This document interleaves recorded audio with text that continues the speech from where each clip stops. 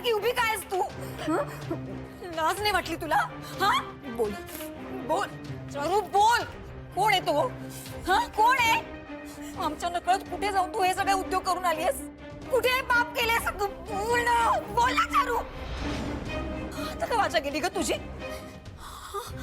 तरीच मी म्हणते ही मुलगी अचानक इतकं चांगलं कसं काय वागायला लागली? मला वाटलंच हिच्या मनात ना नक्कीच काहीतरी असणार.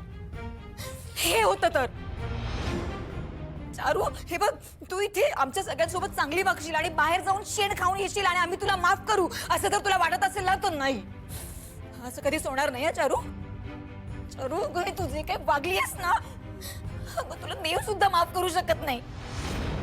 बोल ना चारू, गप्प काय आहेस तू? आम्ही बास. तिला काही नको बोलूस प्लीज. अगं तिच्या पोटात बाळ आहे याचं तरी भान ठेव. अगं तिला हा त्रास नाही सहन होणार.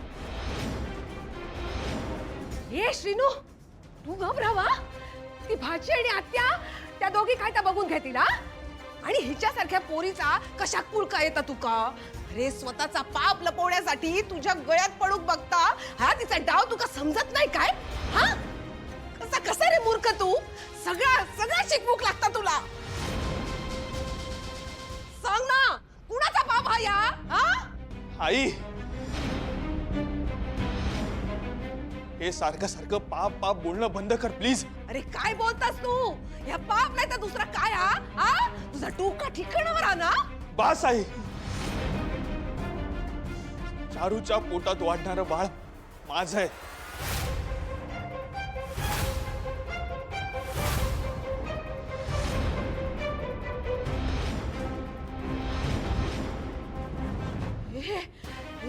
श्रीनू, हे बाबा घबराव तू. अरे मला ना कळतच नाही तुझ्यावर काय जादू टोळं केलाय या पोरीन. या चारून तुझ्यावरती भानामती केलेन काय? म्हणून तिचा चुकीचा वागणा तू पाठीशी घालतस? अरे बोल ना, काय चालू आहे या? अरे बाजू घेतास तर ठीक हा, पण ही अशी.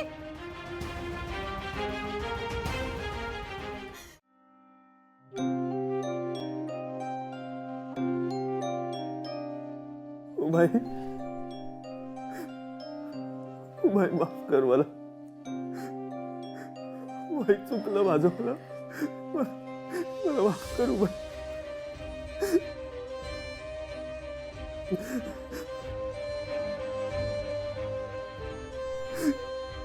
श्रीनू, हे बघ माझा ऐक, आधी शांत हो, रडू नको. ह्या बघ, तुका बरा नाही हा, आणि माका सांग, रडून काय होणार?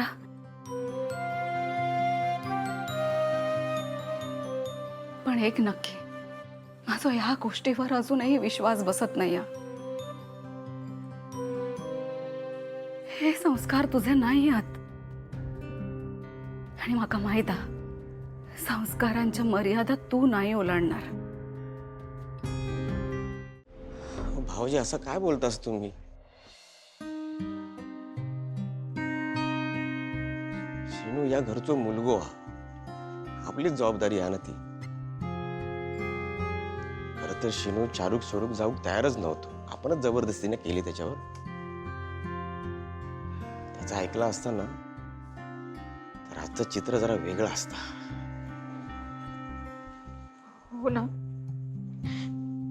चारू श्रीनूसाठी वेडीपिशी झाली होती हे आपल्याला माहित असून सुद्धा आपण ही चूक करायला नको होती.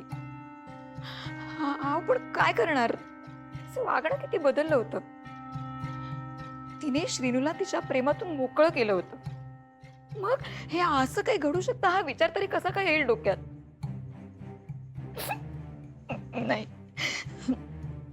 चारूने सुद्धा फसवलंय आपल्याला. हे बघ मंजू, झालं तर झालं, तर त्यावर बोलून काय उपयोग नाही. पुढे काय करायचं ना त्याचा विचार करू पाया.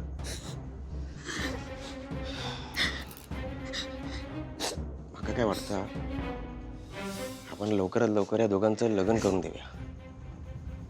म्हणजे घरातलीच गोष्ट चार भिंतीत राहात. अहो मी सुद्धा हेच म्हणणार होते आता. त्याच्याशिवाय हा विषय संपणार नाही. पण ओवी तिचं बिचारीचं खूप वाईट वाटतंय हो मला. तिची अवस्था बघितलीत ना मगाशी तुम्ही. पण आता सगळं स्पष्ट झालंय का? मला मला खरंच काही मार्ग सुचत नाही.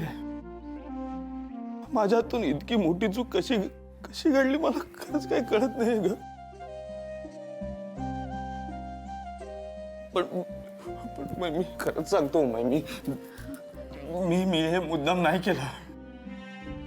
मला खरंच माहित नाही माझ्याकडून हे सगळं कसं काय घडलं. मी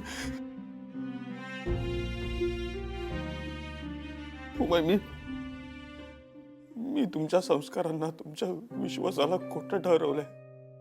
माझी नाही हिंमत होत आहे. दादा मामा समोर मी कसं उभं राहावं. माझी खरंच हिंमत नाही होते. आई बोलते ना ते अगदी बरोबर आहे. माझ्यासारखा मुलगा